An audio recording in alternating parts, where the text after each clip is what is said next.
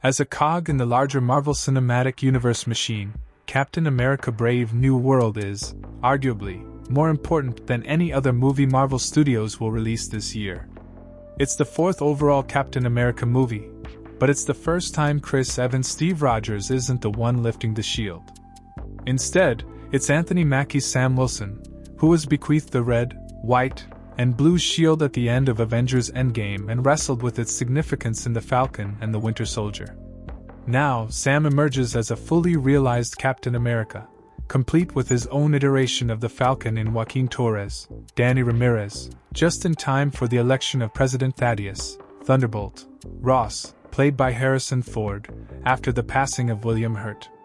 However, when forgotten, Captain America Isaiah Bradley, Carl Lumbly, gets caught up in an assassination attempt against the president. Sam begins investigating Ross and those around him, and discovers there's an evil mastermind, bent on revenge, pulling the strings.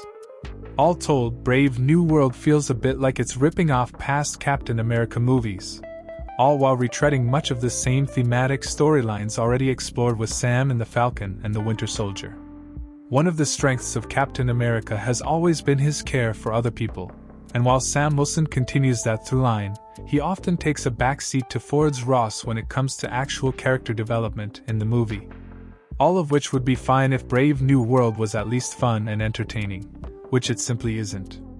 It's clear Captain America Brave New World is trying to recapture what was so great about previous Captain America movies, adopting the spy thriller tone of Captain America the Winter Soldier, while telling a globe-trotting story like Captain America Civil War, and a story of soldiers at war like Captain America the First Avenger. But even in a movie where Steve Rogers discovers his best friend has been turned into a brainwashed weapon by his enemies, Marvel always managed to balance the seriousness of their storytelling with a level of fun and entertainment. Brave New World has very little to enjoy about it. The film plods through the requisite Marvel movie beats with little flair and even less concern about whether it all serves the story of the film or its characters. There's an action set piece early in the movie because that's how Marvel movies start. There's a switch from Sam's white Captain America costume to a new, more navy blue suit for exactly zero reason other than Marvel heroes needing to get new suits to sell toys.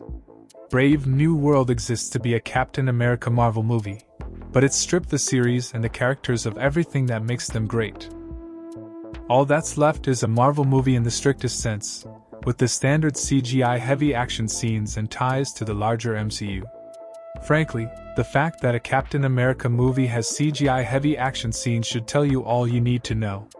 Sam Wilson is undoubtedly a different kind of Captain America than Steve Rogers, though the MCU seems to only remember this when it comes to utilizing his wings in the film's admittedly entertaining action sequences.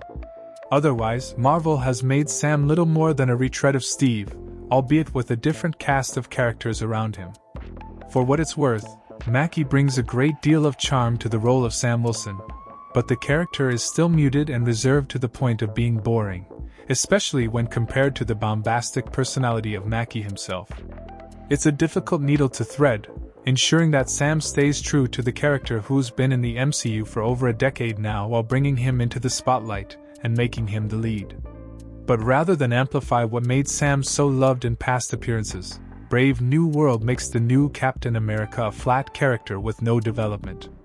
Much of the movie's character development is actually given to Ford's President Ross, who is struggling with his desire to be a better person and the angry nature he had leaned on for so long. For his part, Ford is excellent, turning in a performance that brings plenty of heart to the movie. Plus, when he does inevitably turn into the Red Hulk, he plays the rampaging president very well, and the CGI on the new Hulk is extremely well done, even if the backdrop of the cherry blossoms looks like a green screen mess. Unfortunately, Brave New World represents a lot of what's wrong with the MCU post-Endgame, even as you can tell that Marvel is trying to learn lessons from past mistakes. The overt seriousness and bleakness sap the movie of any enjoyment we might get from watching a new Captain America movie.